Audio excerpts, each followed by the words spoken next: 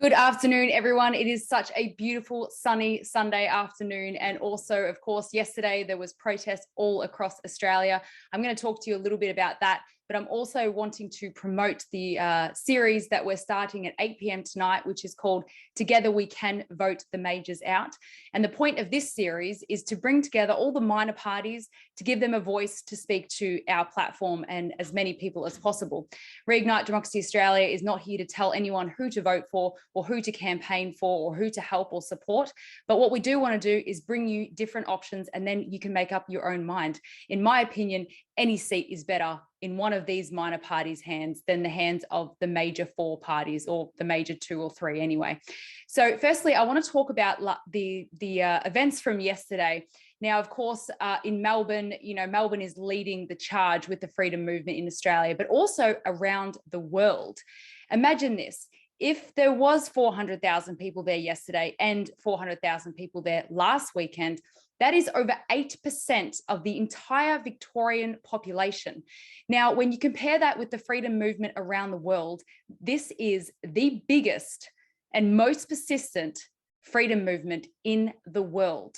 Why? Probably because Victoria has had the worst lockdown in the world as well. And what this shows us is that if you push people far enough, even Australians who are all about she'll be right, if you push people far enough, they will react. So this is a message of hope for the rest of the world to see that we have been pushed against the wall and we are reacting. And it is so beautiful to see. What I also noticed is the mainstream media are starting to actually tell the truth about these protests. They're not using words like radicals or terrorists or extremists. They're not even using the word anti-vaxxer, I noticed. They're actually telling the truth that I've seen. They've said hundreds of thousands. And I've also seen footage from the sky that is accurate, not just zooming in so that they only see a certain segment of the crowd.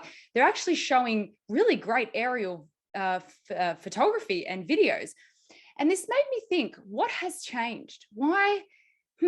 Okay, so I thought about it for a moment and then I realized that the freedom movement is now too big to ignore.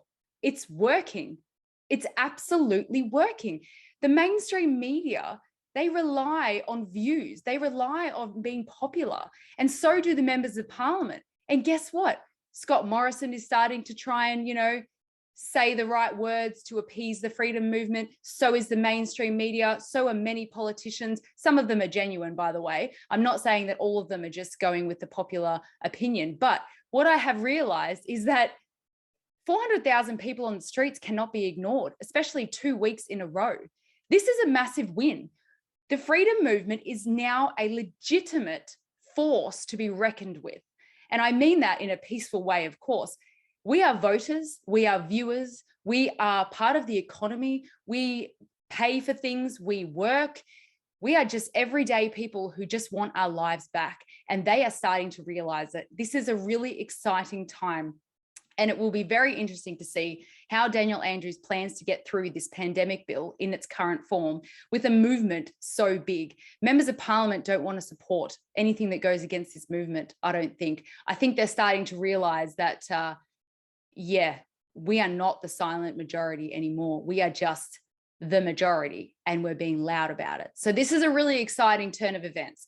Secondly, tonight, so as you can see on the screen here, we have 4 very great guests tonight. We've got Michael O'Neill from the Informed Medical Options Party. We've got Craig Kelly, of course, from Australia United Party. We have Glen O'Rourke from Australia Federation Party. And we also have Rod Culleton from Great Australia Party. And the point of this event is to bring the minor party voices to our audience. I just want to clarify that RDA is not telling anyone who to vote for, who to campaign for, who to support, or who to be a member of. What we want to do, though, is show you the different options. It's actually great that we have so many great new parties on the scene, some not new, but some great parties on the scene that have freedom at the forefront. Any seat with these parties in it will be better than with Labor, Liberal, Greens, or Nationals, in my opinion.